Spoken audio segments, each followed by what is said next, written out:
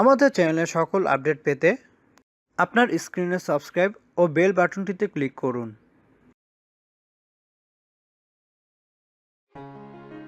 আজকের ভিডিওটির বিষয় কমন, অদ্ভুত, প্রায় অজানা। জন্মের পরপরই নবজাতকের কেঁদে ওঠা দৃশ্য হয়তো আপনি সিনেমায় দেখেছেন বা বাস্তবে দেখেছেন। যদি গর্ভবতী হয়ে থাকেন তাহলে কয়েকদিন পর নিজের ছোট্ট বাচ্চাটিকে হয়তো কাঁদতে দেখবেন। কিন্তু জন্মের সময় শিশুটি কেন কাঁদে, না কাঁদলে কি করা উচিত ও নবজাতক কতক্ষণ ধরে কাঁদতে পারে, এ সকল প্রশ্নের উত্তর দিব। আশা করি মনোযোগ সহকারে পুরো ভিডিওটি দেখবেন। গর্ভে যখন একটি শিশু থাকে তখন তার শ্বাস প্রশ্বাসের প্রয়োজন পড়ে না, কেননা অ্যাম্বিলিক্যাল কর্ড বা নাড়ির মধ্য দিয়ে মায়ের দেহ থেকে শিশু শরীরে অক্সিজেন সরবরাহ হয়।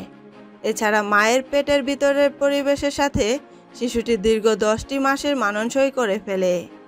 কিন্তু জন্মের সাথে সাথে শিশুটি একটি নতুন পরিবেশে চলে আসে।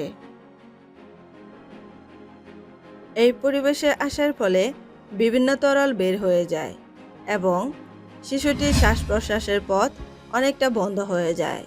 তখন শিশুর দেহে অক্সিজেনের ঘাটতি দেখা দেয়, যার ফলে শিশুর কাছে দম বন্ধ অবস্থার সৃষ্টি হয়। এই দম বন্ধ অবস্থার কারণে শিশুটি কেঁদে ওঠে।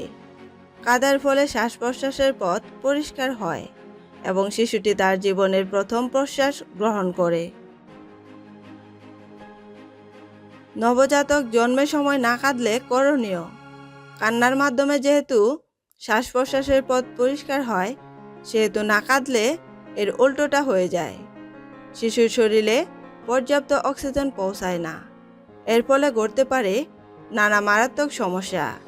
তাই হয়তো দেখবেন নবজাতক না কাঁদলে তার পশ্চাৎদেশে মানে পাছায় একটি থাপ্পড় মারা হয়। ছোট্ট এই শিশুটি তখন কেঁদে ওঠে।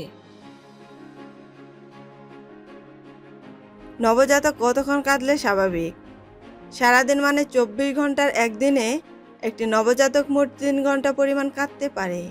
শিশুটি এর থেকে বেশি কাঁদলে আপনার ডাক্তারের সাথে যোগাযোগ করা উচিত।